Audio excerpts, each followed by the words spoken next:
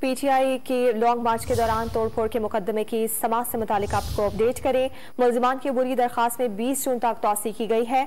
बात करेंगे don news के नुमाइंदे ताहिर नसीर से। ताहिर, बताएगा समाअत का मजीद अहवाल क्या है?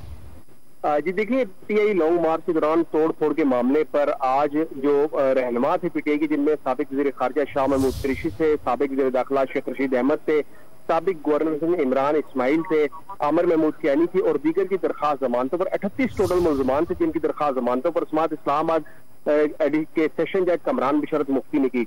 दौरान समाअत अदालत ने ये प्रोसिक्यूटर से इस्तफसार किया कि क्या तफ्तीश मुकम्मल हो चुकी है, जिस पर प्रोसिक्यूटर ने अदालत में मौक़िफ़ अपनाया कि कुछ अभी रहनुमा जो है वो शामिल तफ्तीश नहीं हुए। अदालत ने प्रोसिक्यूटर को यह हिदायत की कि कमरा अदालत में ही तमाम जो मुल्जिमान है उनको शामिल तफ्तीश किया जाए। इस दौरान जो शीरी मजारी थी, उन्होंने अदालत में इस्तदा की कि मुझे इस्तस्ना की दरखास्त मंजूर की जाए, जबकि जो जरताज गुल थे और इमरान इस्माइल थे, उनके वकला ने भी ये मौक़िफ़ अपनाया कि हमें भी इस्तस्ना की दरखास्त हमारी मंजूर की जाए। अदालत ने तीनों जो मुल्जिमान थे, जिनमें शीरी मजारी थी, इसके अलावा जरताज गुल थी, इमरान इस्माइल थे, उनके वकला को हाजिरी से इस्तस्ना की दरखास्त दायर करने का हुक्म दिया और मुल्जिमान की अबूरी जमानत में 20 जून तक के लिए तौसीक कर दी गई है। जी, तफसीलात से आगाह करने के लिए आपका शुक्रिया ताहिर।